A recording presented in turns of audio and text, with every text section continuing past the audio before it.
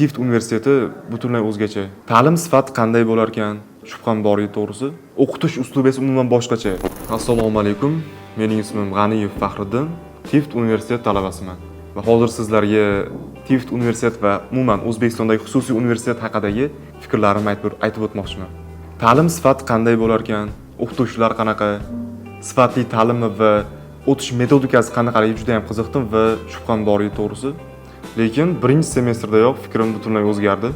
Bu yerda ta'lim jarayoni zamonaviy va interaktiv tarzda tashkil etilgan. O'qituvchilar juda bilimli va xalqaro miqyosdagi jahon standartlariga javob beradigan tajribali va malakali o'qituvchilardir. O'qitish uslubi esa umuman boshqacha va bu boshqa oliygohlarga nisbatan juda ham o'zgacha va talabalarga juda ham manfaatli va komfort tarzda olib boriladi. TIFTdagi o'quv muhitini ham alohida ta'kidlash joiz. Talabalar faol, o'zaro do'stona muhit bor, ustozlar esa har doim yordam berishga tayyor. Ta'lim nafaqat nazariy va amaliy ko'nikmalarni ham kengaytirishga qaratilgan. Ortga nazar tashlab yana o'ylaymanki, TIFTni tanlaganimdan juda ham xursandman va omadim keldi degan umiddaman.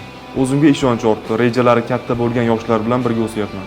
Yana aytib o'tmoqchimanki, menga o'xshab avval ikkilangan va xususiy universitetlarga shubhasi bor bo'lgan tengdoshlarim va umuman talaba bo'lmoqchi yoshlarimiz va insonlarga aytmoqchimanki, TIFT universiteti butunlay o'zgacha va albatta sizga manzur keladi.